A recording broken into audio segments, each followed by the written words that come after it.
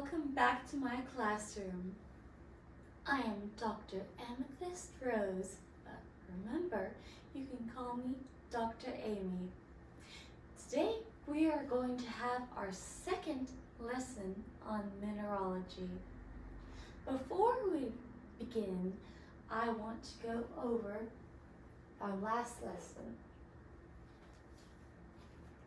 Today we will be talking about different types of minerals, but do you remember the 5 characteristics of minerals? Well, let's go over them. What is a mineral? A mineral is naturally occurring. It has to be naturally occurring in the earth, not lab created. A mineral is inorganic. That means it is not alive. It is made up of things that are not alive. Right. A mineral is solid at room temperature, quote unquote room temperature, because this is different for different minerals. However, a mineral is solid at specific temperatures that are not too crazy. Did you know and remember that ice is a mineral? Yes, it is only solid when it reaches 32 degrees. That is not room temperature technically, but for the definition of minerals, it does fit because it fits all of the 5 qualities. Minerals have a melting point, but those are usually very, very high. 4. A mineral has a crystalline structure. This is very important. A mineral has a crystalline structure. Crystalline means orderly. Orderly. The molecules are arranged in a specific pattern that does not change. And finally, a mineral has a definite chemical composition. Minerals have a specific chemical formula. This chemical formula can be found on the periodic table of elements. Speaking of elements, our first type of mineral is native elements. Now, native elements are minerals, and they consist of only that element. Some examples that I do not have to show you because they are too precious are gold, silver, platinum, and also some that are dangerous, such as arsenic and mercury. These are minerals, and they form into mineral forms, but they're only made up of the one element. That is why they are called native elements. Now, our second category is halides. Halides are formed when a metallic element combines with a halide, such as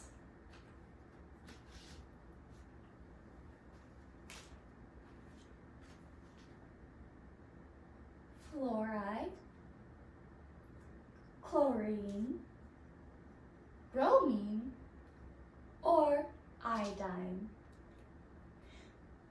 Did you know that salt is a mineral? It is indeed. Salt is a mineral, and it is what we call halite. Halite is the mineralogical term for salt. Its chemical formula is NaCl. Na is sodium, Cl is chlorine. So salt is made up of sodium chloride. There are other examples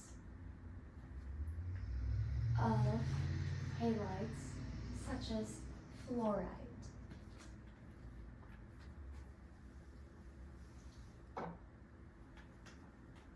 This is fluoride.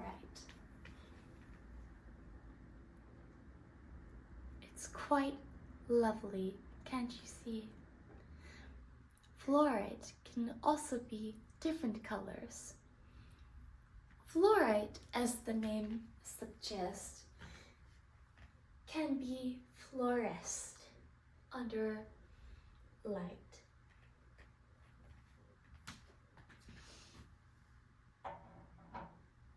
Now, in this third and fourth group, we have sulfides and sulfates. Sulfides are formed when sulfur combines with a metallic element or semi-metallic element. An example is pyrite. I bet you know this one. It's called fool's gold. Because why? It looks like gold, but it is not fool's gold.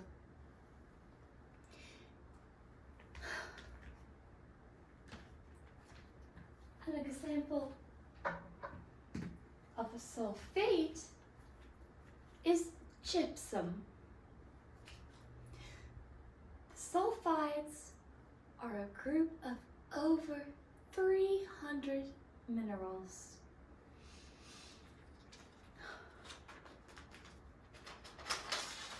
Now,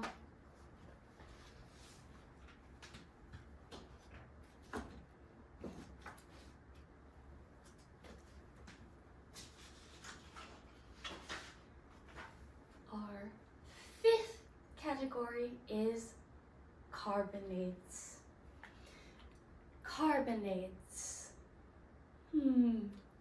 What do you think of when you think of carbonates? Obviously, carbon. Carbonates form when a carbonate radical combines with a metallic element. Yes, there are radicals in geology, and carbonates are one of them. Carbonate element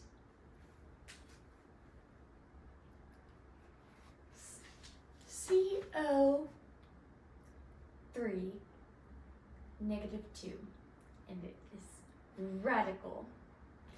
An example of this is calcite. This is a variety of calcite called Icelandic spar, but there are many types of calcite, and calcite is one of the most common carbonates.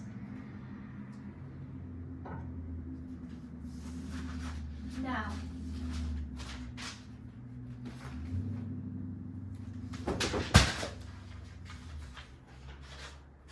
whoops.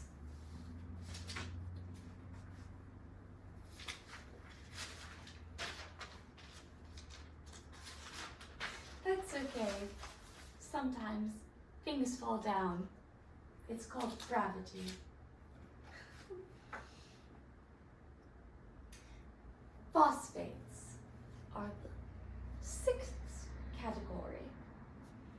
Now, phosphates. These are flashy minerals, but they can also be dangerous.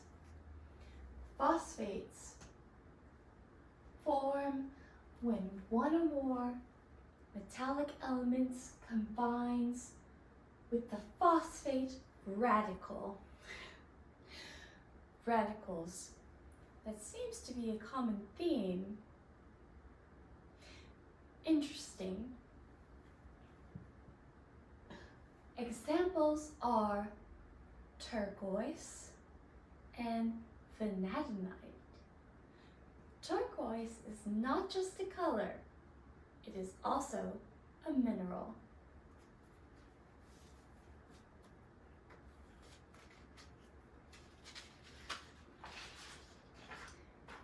Seventh category is oxides and hydroxides. Oxides and hydroxides consist of over 250 minerals. Oxides form when one or two metallic elements combine with good old oxygen.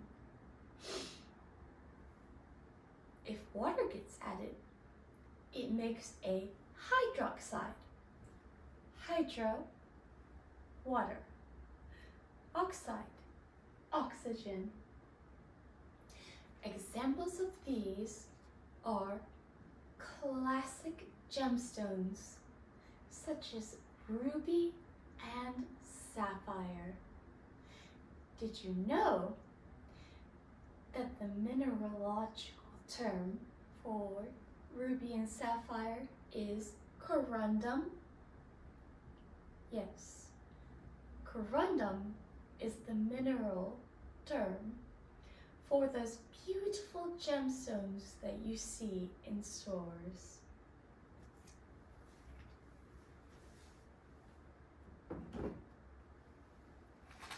And finally, we have my favorite group, the silicates. Silicates are the most abundant group of minerals. There are over 500 different kinds. Silicates form either as a silicon tetrahedra, which is SiO4. It looks like a triangle, or single silicon oxygen molecules connected. Some examples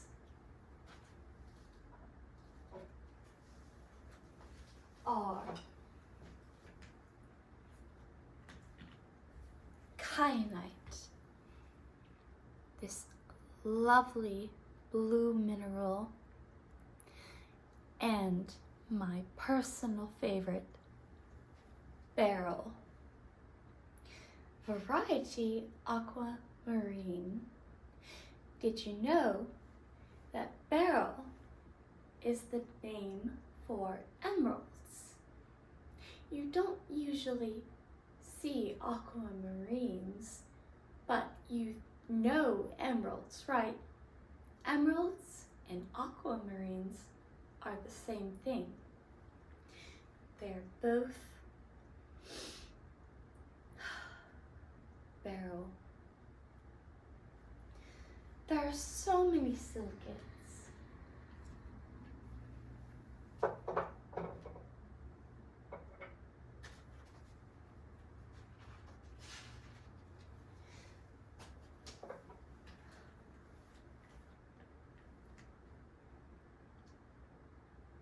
Minerals are so beautiful.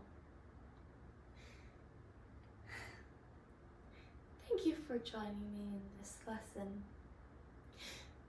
Next time, we will talk about mineral properties.